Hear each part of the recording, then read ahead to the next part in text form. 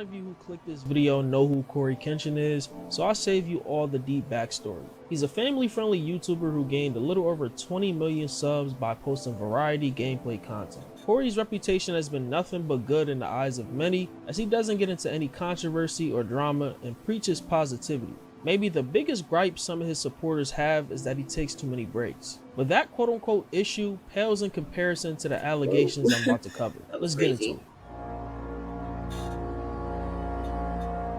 As a quick disclaimer, I just want to say I'm not a member of the CoryxKenshin fan club or the Samurai, and I always try to look at things from an unbiased lens while not being afraid to give my opinion. So recently, as a day or so ago, a woman by the name of Nami, aka Panda Ninja XX, dropped a series of TikToks about her relationship with CoryxKenshin. I do want to add that this happened 8 to 9 years ago based off of many things that I'll point out in this video, so this situation is pretty old, but these allegations are pretty new. Like this tweet says, no exaggeration, it's over 100 pages of text in 3 different posts. So I'm going to try to summarize this as briefly as I can. She titles this "The Truth About Your Favorite YouTuber," adding that I'm not doing a story time, I'm sharing what I live. If it feels heavy, it's because it was. Also adding content warning, non-graphic, emotional, mental abuse, manipulation, narcissistic behavior, love bombing, gaslighting, illness-related trauma, emotional abandonment, and status-fueled cruelty.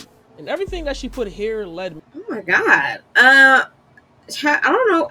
I don't know if I can withstand all that. Jeez, why did she list Me, and it I'm sure all? Oh millions my of other gosh. people to believe that CoryxKenshin was in fact a disgusting individual. So part 1 of this is Panda, or Nami, what I referred to her throughout this whole video, basically saying that she's doing this because she didn't owe Cory her silence, and that the world deserves to know the real him, not what he portrays. Even going as far as questioning his walk with God as a Christian.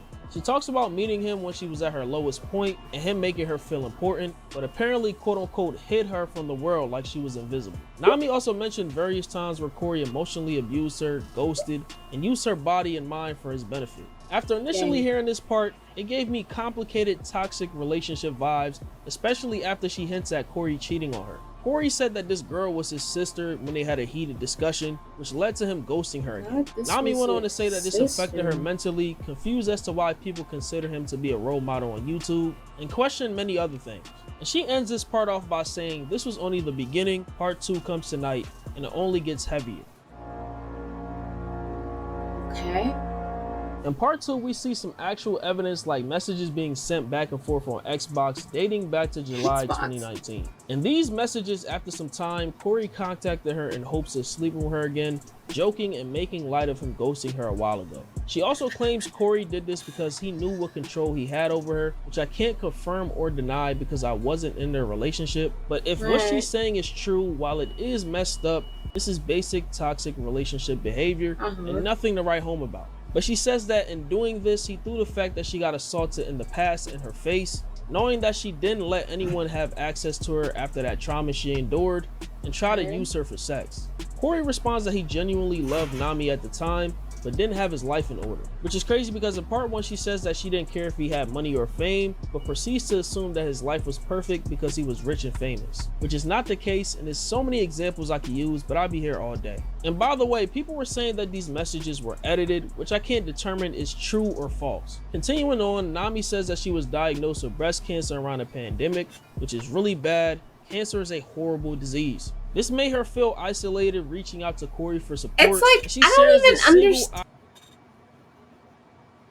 It's like I'm going through, do I care about this? You know what I mean? Like the very basic, very basic. Do I care? And then it's also like, a lot of this feels fake. And also, like, this feels like none of my business. You know what I mean? Like, this feels like none of my business. Like, not even me saying my opinion on it would matter. Because it's none of my business. Moving on, I guess. I don't know. I think I was sticking around because the video was edited well, which is really sad. What does that really say about me? Except that my attention span is shot. It's just shot, Jeff.